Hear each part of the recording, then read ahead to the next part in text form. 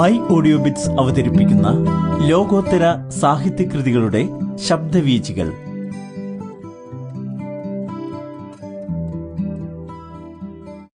My audio bits അവതരിപ്പിക്കുന്ന കഥ എൻ്റെ കുട്ടിക്കാലം. രചയിതാവ് മാക്സിം ഗോർക്കി. പരിഭാഷ ലൈല സൈൻ. ശബ്ദസാന്നിധ്യം Arun Shankar. Maxim Gorky 1868 March 28 Nizhny Novgorod എന്ന പട്ടണത്തിലെ ഒരു തൊഴിലാളി കുടുംബത്തിൽ ജനിച്ചു. ശരിയായ പേര് അലക്സ് മാക്സിമോവിച്ച് പെഷ്കോവ് എന്നാണ്. 5 വയസ്സുള്ളപ്പോൾ അച്ഛനും 9 വയസ്സുള്ളപ്പോൾ അമ്മയും മരിച്ചു. പ്രാഥമിക വിദ്യാഭ്യാസം മാത്രമേ നേടാൻ കഴിഞ്ഞുള്ളൂ. മാനസിക രോഗമുള്ള മുത്തച്ഛൻ്റെയും മുത്തശ്ശിയുടെയും കൂടെയായിരുന്നു ബാല്യകാലം. ചെരുപ്പുകുത്തിയായും പോർട്ടറായും കപ്പലിലെ തൂപ്പുകാരനായും നിത്യവൃത്തി കഴിച്ചു. രാത്രികാലങ്ങളിൽ ധാരാളം വായിച്ചു. 1887 ആത്മഹത്യയ്ക്ക് ശ്രമിച്ചെങ്കിലും രക്ഷപ്പെട്ടു. പിന്നീട് പത്രപ്രവർത്തകനും പത്രാധിപരും ഒക്കെയായി. 1899 ഹോമോ ഗോർദയേവ് എന്ന ആദ്യ നോവൽ പുറത്തുവന്നു. ലെനിൻ, ആന്റൺ ചെക്കോവ്, ടോൾസ്റ്റോയ് എന്നിവരുമായി അടുത്ത ബന്ധമുണ്ടായിരുന്നു. 1906 ബോൾഷെവിക് കക്ഷിയുടെ ധനസമാഹരണത്തിനു വേണ്ടി അമേരിക്കയിൽ പോയപ്പോൾ അവിടെ വെച്ച് അമ്മ എന്ന കൃതി എഴുതി. 1936 ന്യൂമോണിയ ബാധിച്ച് അന്തരിച്ചു. ലൈല സൈൻ കോഴിക്കോട് ജില്ലയിൽ ഫറോക്ക് പഞ്ചായത്തിലെ നല്ലൂരിൽ ജനനം. പിതാവ് സൈനുദ്ദീൻ, മാതാവ് സൈനബ.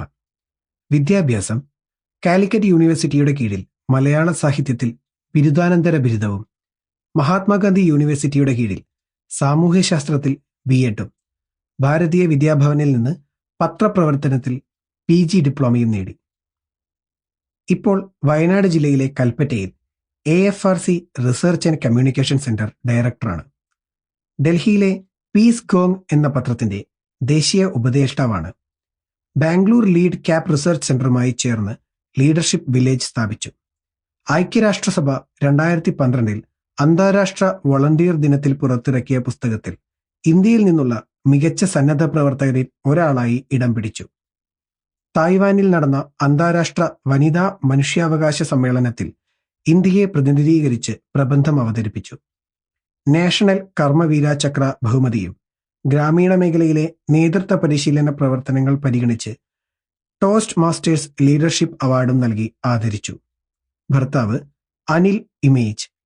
വിലാസം AFRC centre for research and communication, HIMUP സ്കൂളിന് എതിർവശം, കൽപ്പറ്റ PO, വയനാട്. പൊടി പിടിച്ച ഇരുണ്ട ചെറിയ മുറിയിൽ ജാലകത്തിന് താഴെയായി വെളുത്ത വസ്ത്രം ധരിച്ച് അസാധാരണമാംവിധം നീണ്ടു നിവർന്ന് അച്ഛൻ കിടന്നു. കൈകൾ നെഞ്ചിനു കുറുകെ വെച്ചിട്ടുണ്ടായിരുന്നു. പുഞ്ചിരിയാർന്നിരുന്ന ആ കണ്ണുകൾ ഇരുണ്ട ചെമ്പു നാണയങ്ങൾ കൊണ്ട് അടച്ചു വെച്ചിരുന്നു.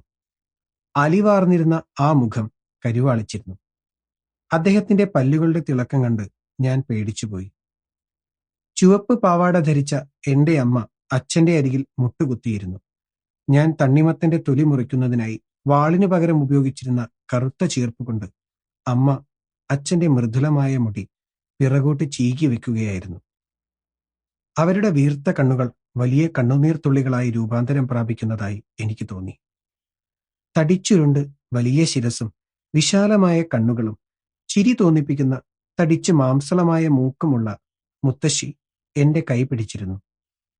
അവരും അമ്മയോടൊപ്പം എന്നാൽ പ്രത്യേകമായ രീതിയിൽ തേങ്ങുന്നുണ്ടായിരുന്നു. അവരെന്നെ അച്ഛന്റെ അരികിലേക്ക് മെല്ലെ തള്ളി. ഞാൻ ചകിതനായി അവരുടെ വസ്ത്രത്തിനു പിന്നിൽ ഒളിച്ചു. മുതിർന്നവർ കരയുന്നത് ഞാൻ ആദ്യമായി കാണുകയായിരുന്നു. അതിനിടയിൽ മുത്തശ്ശി എന്നോട് പറഞ്ഞുകൊണ്ടിരുന്ന വാക്കുകൾ എനിക്കൊട്ടും മനസ്സിലായില്ല. ചെല്ലു കുട്ടി, പോയി നിന്റെ അച്ഛനോട് യാത്ര പറയൂ. അദ്ദേഹത്തെ നീ ഇനി ഒരിക്കലും കാണില്ല. എന്റെ മോനെ, നേരവും കാലവുമാകുന്നതിന് മുമ്പ് അവൻ പോയി. മാരകമായ ഒരു അസുഖത്തിൽ നിന്ന് ഞാൻ രക്ഷപ്പെട്ടു വരുന്നതേയുണ്ടായിരുന്നുള്ളൂ. എനിക്ക് നല്ല ഓർമ്മയുണ്ട്, ആ സമയത്ത് അച്ഛൻ ഉല്ലാസത്തോടെ എന്നോടൊത്ത് കളിക്കാറുണ്ടായിരുന്നു.